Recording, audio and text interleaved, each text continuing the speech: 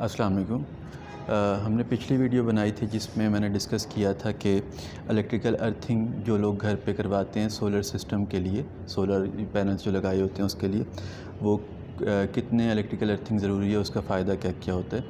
اس کے بعد میرے پاس بہت زیادہ سوال آئے جس کی میں نے ایک لسٹ بنائی ہوئی ہے، اور میں نے سوچا ان کا باری باری کچھ ویڈیوز میں ان سوالوں کا جواب دے دوں۔ تو سب سے بنیادی سوال جو ہم آج ڈسکس کر رہے ہیں اس ویڈیو کے اندر، وہ بڑا ہی بنیادی سوال ہے، بڑا سمپل سا، کہ اگر میرے گھر میں سولر سسٹم ہے یا نہیں ہے، دونوں باتوں کے برعکس مجھے الیکٹریکل ارتھنگ کا فائدہ کیا ہے، آسان الفاظ میں۔ وہ ٹیکنیکل باتیں ایک طرف کہ سولر سسٹم لگوایا ہوا ہے تو الیکٹریکل ارتھنگ کروانی ہے، ریکوائرمنٹ ہے یا نہیں، جو بھی ہے، سادہ الفاظ میں کہ میں نے سولر سسٹم لگوایا ہوا ہے یا نہیں لگوایا ہوا، مجھے گراؤنڈ وائر یا الیکٹریکل ارتھ وائر کا فائدہ کیا ہے۔ تو اس کے فائدے کو ہم باری باری ڈسکس کرتے ہیں۔ اس کا سب سے بڑا فائدہ یہ ہے کہ عام طور پہ یہ جو مسئلہ گھروں میں دیکھنے میں آتا ہے کہ جی نیوٹرل وائر جو گھر میں آئی ہوتی ہے، جسے ٹھنڈی تار بھی کہتے ہیں عام طور پہ الیکٹریشین، اس کے اوپر اگر ٹیسٹر لگائیں تو کچھ وولٹیج آ رہے ہوتے ہیں۔ اس وولٹیج آنے کی وجہیں جو ٹیکنیکل ہیں وہ بہت ساری ہیں، وہ ہم اس ویڈیو میں ڈسکس نہیں کر رہے، اور وہ بہت ٹیکنیکل ہیں، عام بندے کے سمجھنے کی نہیں ہے۔ عام بندے کو یہ سمجھ میں آ رہی ہے کہ کچھ وولٹیج آ رہے ہیں۔ اس کی وجہ سے کیا کیا نقصان ہو سکتے ہیں؟ اس کی وجہ سے یہ نقصان ہو سکتے ہیں کہ آپ کے گھر میں جتنی الیکٹرانکس کی اچھی چیزیں ہیں، اس میں آپ کا مائکرو ویو اوون ہو سکتا ہے، انورٹر اے سی ہو سکتا ہے، اس میں آپ کے اچھے فریج ہو سکتے ہیں، اس میں آپ کے یو پی ایس ہو سکتے ہیں۔ یہ یا تو میل فنکشن کر سکتے ہیں، جو ان کا کام ہے ویسا نہ کریں، یا ان کے کارڈ جو الیکٹرانک کارڈ اندر لگے ہوتے ہیں وہ جل جاتے ہیں۔ کیا صرف یہی وجہ ہے ان کے کارڈ جلنے کی؟ نہیں، اور بھی وجہ ہیں، لیکن ایک وجہ یہ بھی ہے کہ نیوٹرل وائر پہ وولٹیج آ رہے ہوتے ہیں۔ تو سب سے پہلے جب ہم گھر میں الیکٹریکل ارتھنگ کرواتے ہیں، اور جس کے لیے کہا جاتا ہے کہ الیکٹریکل ارتھنگ کیوں ضروری ہے، گراؤنڈ وائر کیوں ضروری ہے، وہ اصل میں یہ وجہ ہے جس کے لیے الیکٹریکل ارتھنگ ضروری ہوتی ہے۔ الیکٹریکل ارتھ اس نیوٹرل کے وولٹیج کو بالکل ختم کر دیتی ہے، اور جب تک الیکٹریکل ارتھ کی تار صحیح طرح لگی ہوئی ہے ہمیشہ کے لیے، یہ وہ مسئلہ کبھی نہیں آئے گا، اور اس مسئلے کی وجہ سے جتنی بھی چیزیں گھر میں جلتی ہیں وہ کبھی خراب اس مسئلے کی وجہ سے نہیں ہوں گی، اور کسی وجہ سے ہوں تو الگ بات ہے۔ تو سب سے بڑی وجہ الیکٹریکل ارتھ کی جو گھروں میں کروائے جاتے ہیں وہ نیوٹرل وائر کے اوپر آنے والے وولٹیج کو ختم کرنا ہے۔ یہ میری بات سے ہو سکتا ہے کچھ الیکٹریشین اتفاق نہ کریں، یا کچھ ایون انجینئرز بھی اتفاق نہ کریں، کیونکہ ان کو پتہ ہی نہیں ہے کہ الیکٹریکل ارتھ کی تار نیوٹرل وائر کے اس مسئلے کو کیسے ختم کرتی ہے، کیونکہ انہوں نے الیکٹریکل ارتھ کی تار کو نیوٹرل وائر کے ساتھ اس خاص طریقے سے جوڑا ہوا ہی نہیں ہوتا جس طریقے سے جوڑنا چاہیے، تو یہ مسئلہ حل نہیں ہوگا۔ خالی کھڈا کھود کے اس میں الیکٹریکل ارتھ کر دینا مسئلہ نہیں ہے، اس تار کو گھر میں کیسے کیسے استعمال کرنا ہے، کہاں پہ پھیرنا ہے، کہاں سے شروع کرنا ہے، کہاں ختم کرنا ہے، اس کے پیچھے جو ہے ایک انجینئرنگ ہے پوری کی پوری، اس طرح سے کریں گے۔ خیر، اگر اس طرح سے کر دیا تو ہمارا ایک مسئلہ حل ہو جائے گا۔ دوسرا جو مین مسئلہ حل ہوتا ہے وہ یہ ہوتا ہے کہ ہمارے پاس اگر بڑے گھروں میں جو ڈی بیز لگی ہوتی ہیں، جہاں پہ آپ کے گھر کے سارے بریکر وغیرہ ہیں، وہاں پہ اس ڈی بی کو جو میٹیلک باکس ہوتا ہے اس کو بھی ارتھنگ پرووائڈ کرنی ہوتی ہے۔ اس کے اندر الیکٹروسٹیٹک چارج آ سکتا ہے جس کو ڈسچارج ہونے کی ضرورت ہوتی ہے۔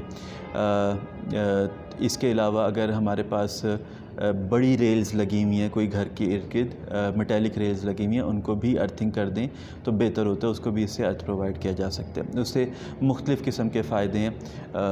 اکثر آپ نے دیکھا ہوگا، مثلا میں نے دیکھا فیکٹری ایریا میں یا ایسے گھر جہاں پہ ہمارے پاس ہائی وولٹیج لائن پاس سے گزر رہی ہوں، میٹیلک دروازوں کے اندر یا میٹیلک فریمز کے اندر، سیڑھیوں کے فریم یا چھت پہ جو لگے ہوتے ہیں، اگر آپ کسی خاص موسم میں ان کے قریب ہاتھ کریں تو تھوڑا سا کرنٹ آپ کے ہاتھ کی طرف آتا ہے، بالکل ویسے جس طرح آپ سردیوں میں سویٹر اتارتے ہیں تو آپ کو باریک باریک چنگاریاں نظر آتی ہیں۔ اس کو کہتے ہیں الیکٹروسٹیٹک ڈسچارج۔ تو یہ سارا ختم ہو جاتا ہے۔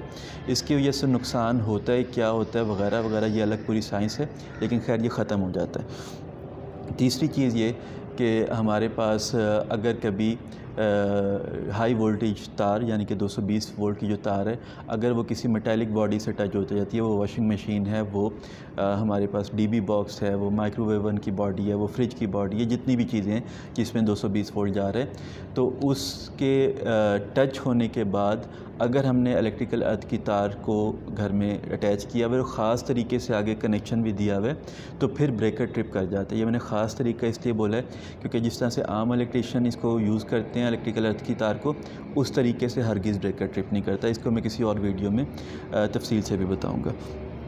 تیسری جو مین چیز ہے وہ یہ ہے کہ وابڈا کے جو لائنز ہوتی ہیں وہ مختلف وجہ سے کبھی کبھار ایسا ہوتا ہے کہ بہت اچانک ہائی وولٹیج آتے ہیں. ایک ہوتے ہیں عام ہائی وولٹیج کے 220 آنے, اس کی بجائے ہمارے پاس کوئی 280 وولٹ آ گئے, 300 وولٹ آ گئے. یہ عام ٹرانسفارمر کے مسئلے ہیں.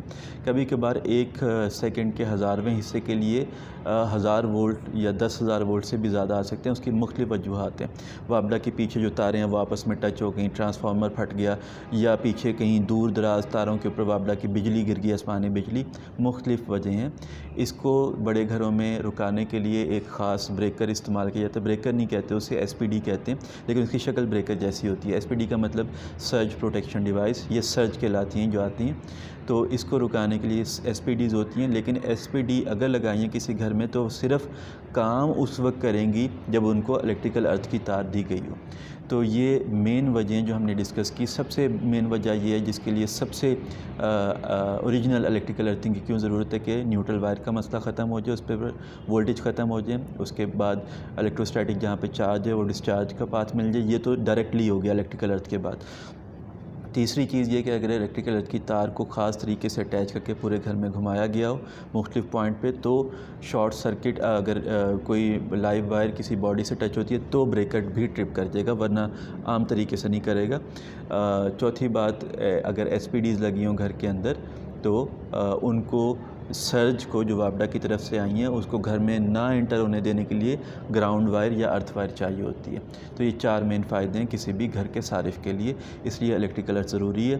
بڑے گھروں میں ضرور ہونا چاہیے, ویسے تو ہر گھر میں ہونا چاہیے, لیکن بڑے گھروں میں ضرور ہونا چاہیے کیونکہ اس میں بہت زیادہ الیکٹرانکس کی چیزیں ہوتی ہیں اور نیوٹرل وائر کے خراب ہونے سے وہ بڑی آسانی سے خراب ہونا شروع ہو جاتی ہیں.